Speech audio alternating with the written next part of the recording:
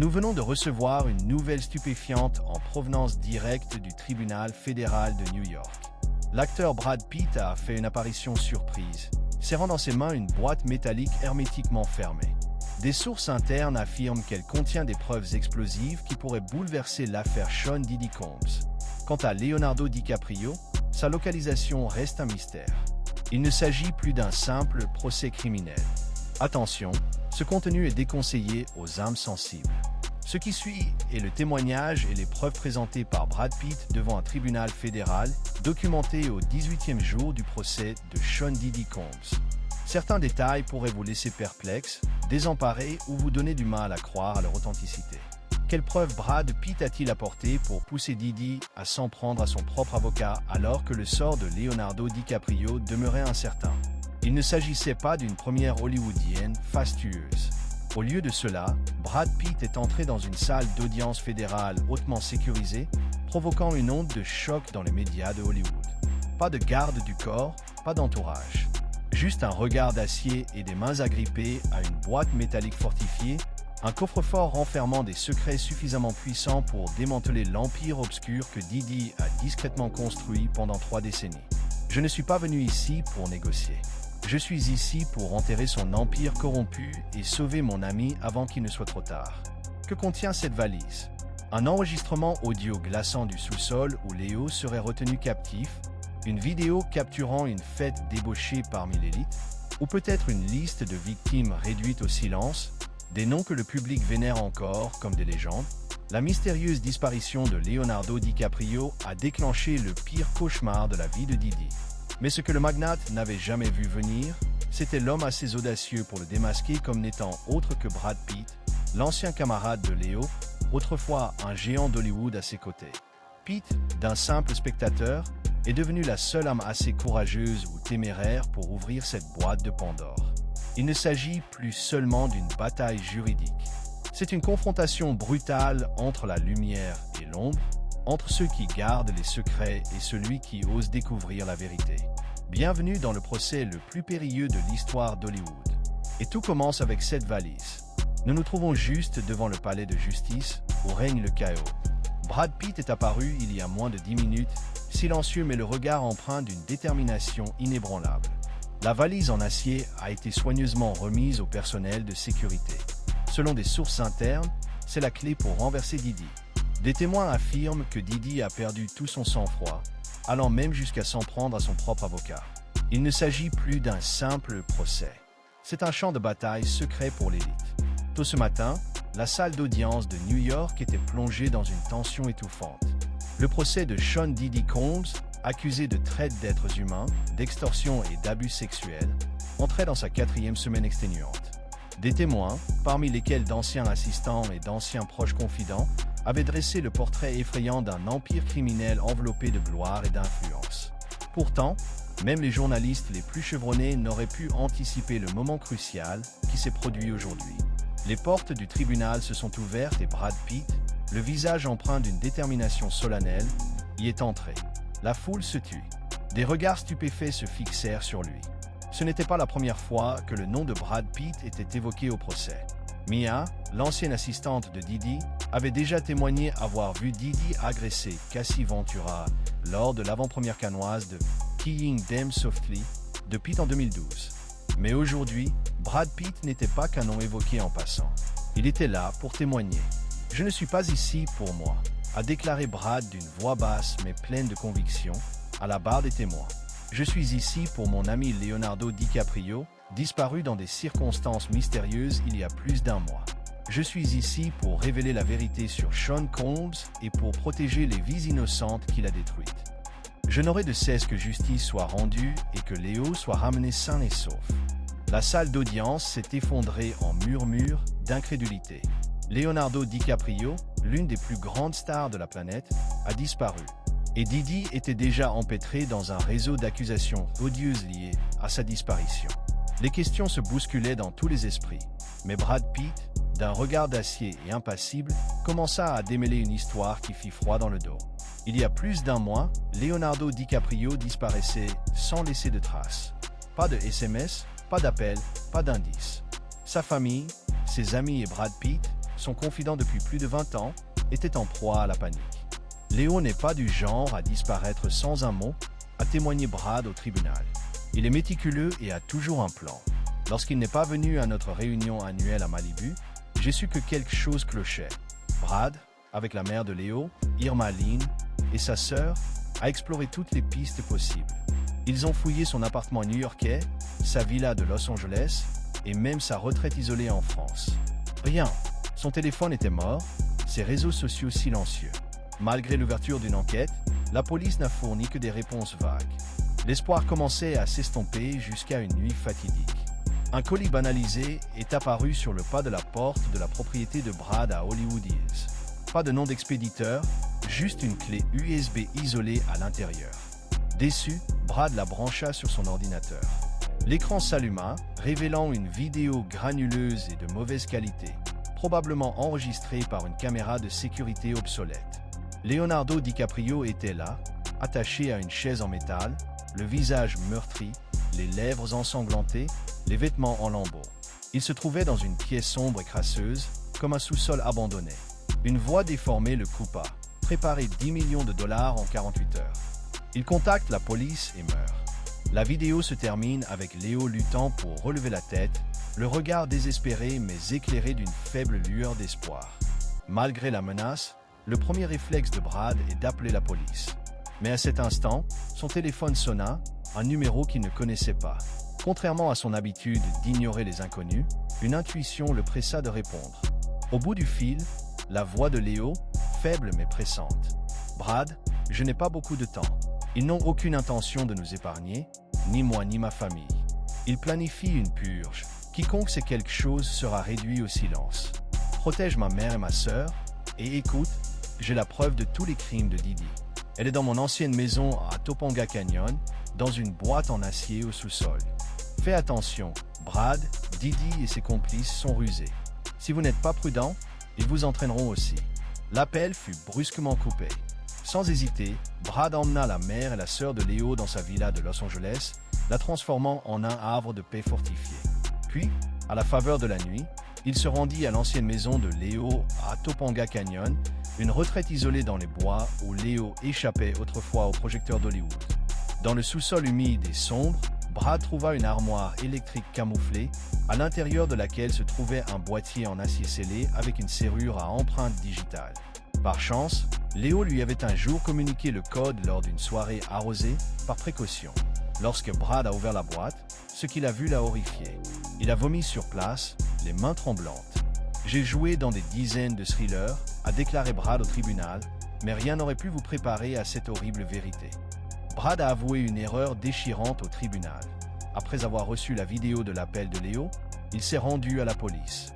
Cette même nuit, un homme se faisant passer pour un policier le contacta et lui demanda de déposer la clé USB dans une boîte aux lettres près d'un parc pour sa sécurité. L'appelant l'avertit que dénoncer Didi publiquement entraînerait sa propre mort sur le coup. Paniqué et influencé par le ton autoritaire de l'appelant, Brad obtempéra pour finalement apprendre un mois plus tard que l'affaire de Léo était au point mort. « J'ai compris que j'avais été trompé », dit Brad, les yeux embués de larmes. Cette personne était peut-être un agent de Didi. Heureusement, Léo m'a dit de tout sauvegarder.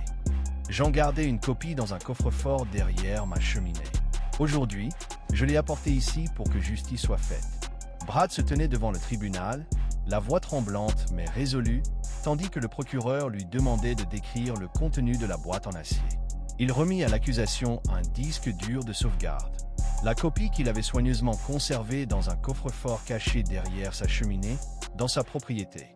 Alors que les fichiers étaient projetés sur le grand écran de la salle d'audience, un silence de mort s'abattit sur la salle. Les preuves, minutieusement rassemblées par Leonardo DiCaprio durant son séjour dans l'entourage de Didi, ont révélé un réseau criminel dépassant de loin l'imagination la plus sombre. Dossier 1, enregistrement audio de l'ordre de purge et images de caméra cachée. Un enregistrement audio de 12 minutes capturé secrètement par Leonardo DiCaprio lors d'une réunion clandestine dans la villa privée de Didi aux îles Caïmans en 2020 a été diffusé en premier. Dans ce texte, la voix glaciale et posée de Didi évoquait une purge avec 3 personnalités influentes. Le PDG d'un conglomérat médiatique, un homme politique de haut rang et un chef de gang international. si vous voulez que cet empire survive. Disait Diddy, qui parle ne survit pas. J'en ai déjà traité 3 autres, dont cet acteur, vous savez de qui je parle. Il faisait allusion à une star hollywoodienne célèbre dont la mort mystérieuse dans un accident d'avion en 2018. Selon les rumeurs, impliqué depuis longtemps Diddy. L'enregistrement audio était accompagné d'images prises par une caméra cachée que Léo avait installée dans la salle de réunion. La vidéo montrait Diddy tenant une liste manuscrite, lisant à voix haute les noms de 12 personnes, dont Leonardo DiCaprio, considéré comme une cible prioritaire. Un moment glacial a figé la salle d'audience. Diddy a ordonné à un homme de main de faire taire quiconque aurait vu des choses qu'il n'aurait pas dû voir. Son sourire sinistre, alors qu'il parlait de donner une leçon à Hollywood, a fait frissonner le jury. Dossier 2, vidéo de la cérémonie du sacrifice et journal de Leonardo DiCaprio. Vient ensuite une vidéo de 8 minutes, filmée avec le téléphone de Léo lors d'une fête secrète dans une cave à vin parisienne en 2021. Elle s'ouvre sur Diddy debout devant une foule immense, présidant un étrange rituel baptisé la cérémonie du sacrifice. Une jeune femme, attachée à une table en pierre, est entourée de bougies écarlates. Vêtue de noir, Diddy récitait un texte écrit par lui-même, proclamant que la jeune fille était un don pour l'immortalité de l'Empire. À côté de la vidéo se trouvait le journal personnel de Léo, retrouvé dans la boîte en acier.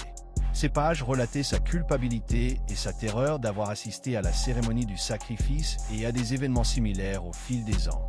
Une note manuscrite de 2020 disait « J'ai essayé de prendre mes distances avec Diddy, mais il en sait trop. Il a des images de moi à l'une de ses fêtes. Il a dit que si je parlais, il s'en prendrait à ma mère et à ma sœur.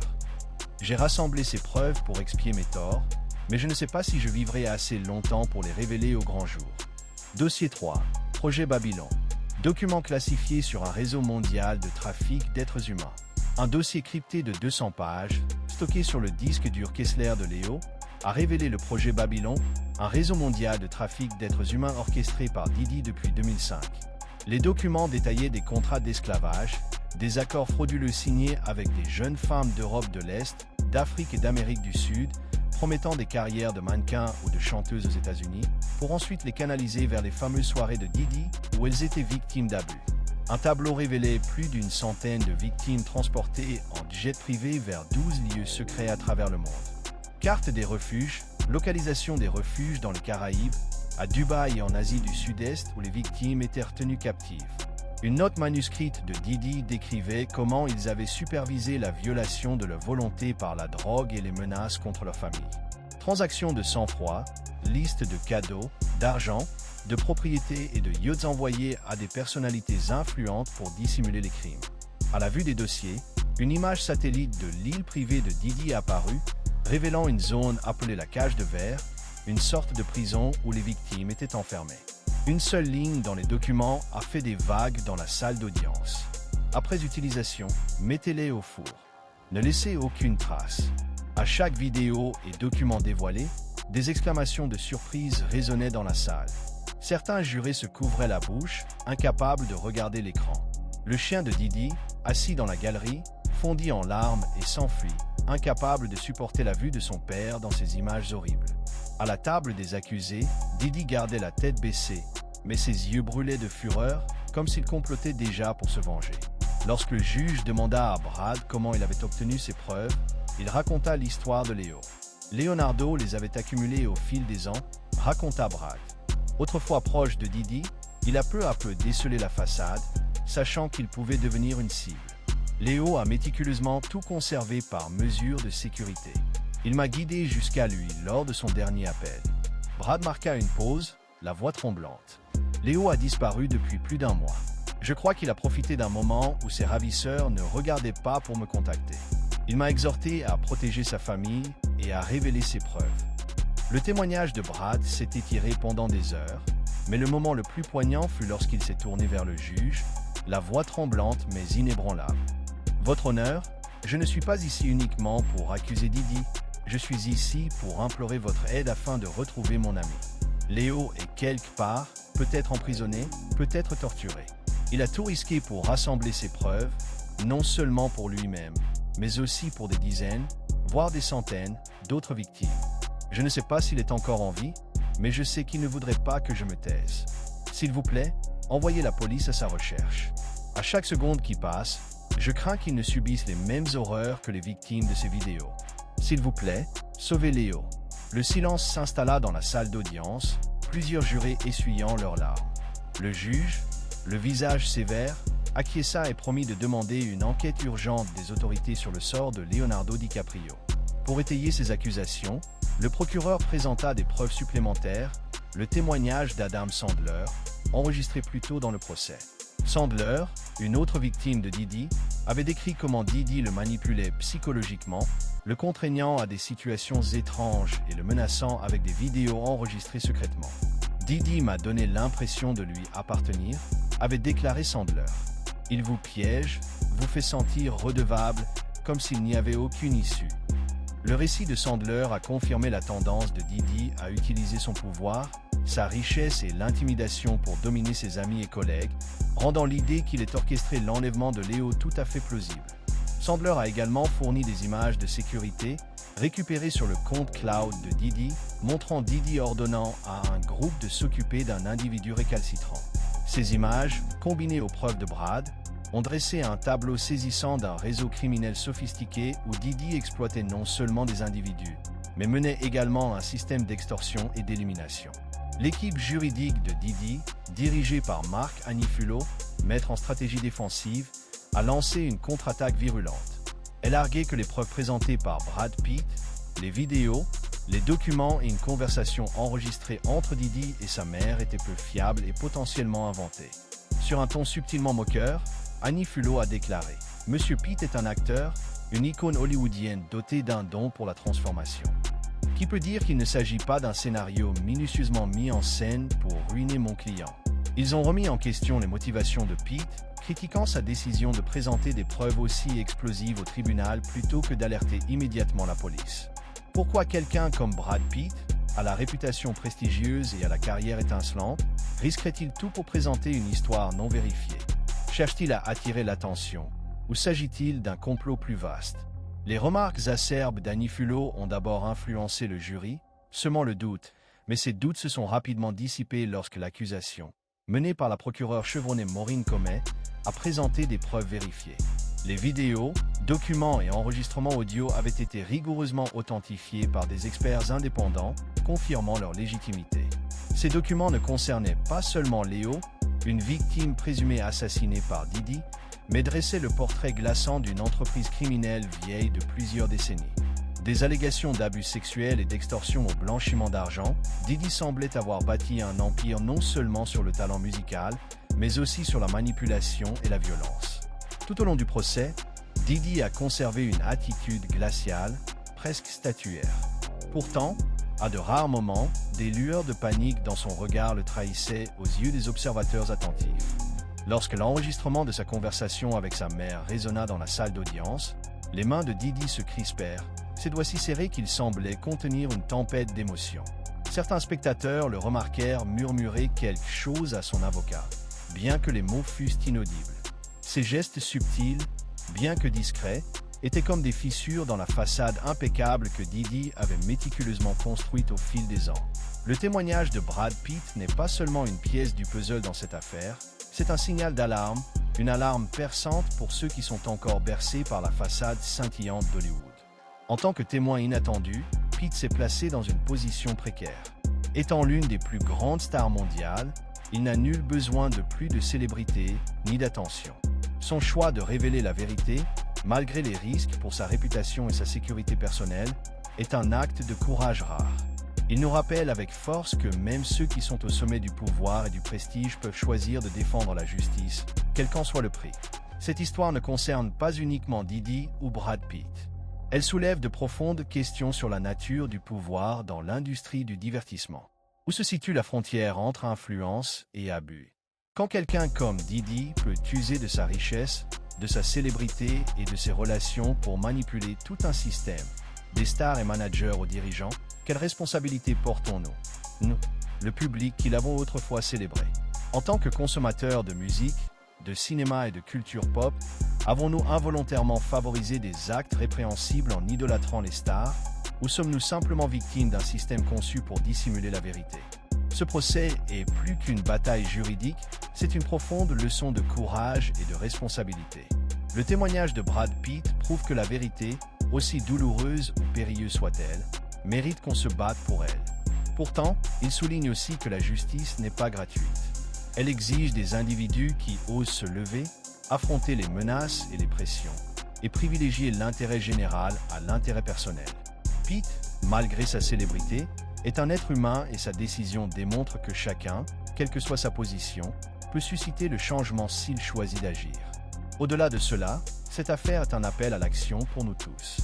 Dans un monde où le pouvoir engendre souvent la manipulation, chacun de nous a le devoir de questionner, de rechercher la vérité et de protéger les plus vulnérables. Les victimes de la liste noire de Diddy, celles qui ont vécu dans la peur et le silence, pourraient trouver espoir dans cette saga. Le courage de Pitt pourrait les inciter à s'exprimer, à croire que la justice n'est pas un rêve inaccessible. Pourtant, le prix de la vérité est élevé. La famille de Léo, aux prises avec la peur et la perte, peut trouver une lueur d'espoir dans ce procès, mais elle est aussi confrontée à des blessures qui pourraient ne jamais guérir. Ceux qui ont permis à Diddy de survivre, des fonctionnaires corrompus aux stars restées silencieuses par peur, sont désormais confrontés à l'examen du public et à leur propre conscience. La justice, même rendue, ne peut effacer la douleur infligée. Mais cela peut être un premier pas vers la guérison et la prévention de futures atrocités. En quittant la barre des témoins, Brad Pitt n'était plus la star de Fight Club ou de Once Upon a Time in Hollywood. C'était un ami, un homme prêt à tout risquer pour sauver Leonardo DiCaprio et révéler la vérité. Mais cette histoire est loin d'être terminée. Léo est toujours porté disparu et chaque minute qui passe est un moment de plus pour lui. Le témoignage de Brad a provoqué une onde de choc à Hollywood. Mais suffira-t-il à traduire Diddy en justice?